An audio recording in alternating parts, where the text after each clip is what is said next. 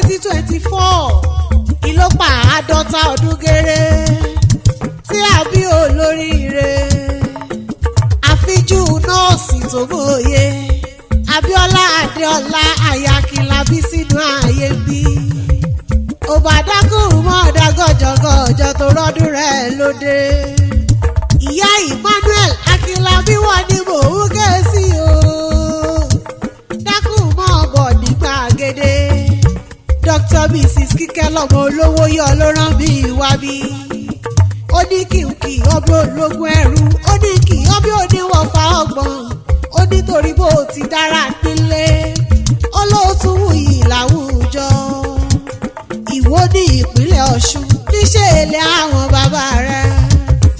ọmọ Ìwó olódò ọba ọmọ tẹ́nígbọ́lá o ọmọ tẹ́ní tó mèrè Ìwó tó dídẹ̀rẹ̀ pè lọ́jọ́ sí tẹ́nu rẹ̀ kápò roboto ó dídẹ̀rẹ̀ ó sì jẹ́ mọ́ bí Ìwó gbégbá lọ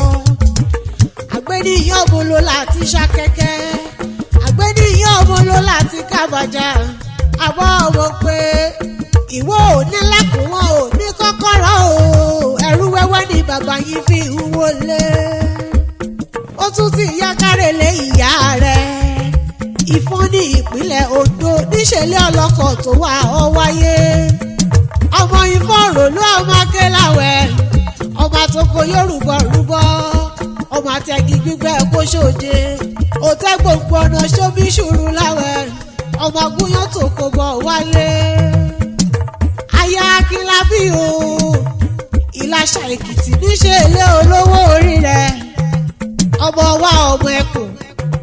ọmọ ẹlẹ́lẹ̀ láfífún lọ́nà Ìlàṣà ọmọ aláèdè àjìgbá ni wọ́n gbòkì ilé ọkọ rẹ̀ ẹ̀mí rẹ̀ tó ṣọdún èyí o ni yóò ṣe ọ̀pọ̀lọpọ̀ nínú ìlera pípé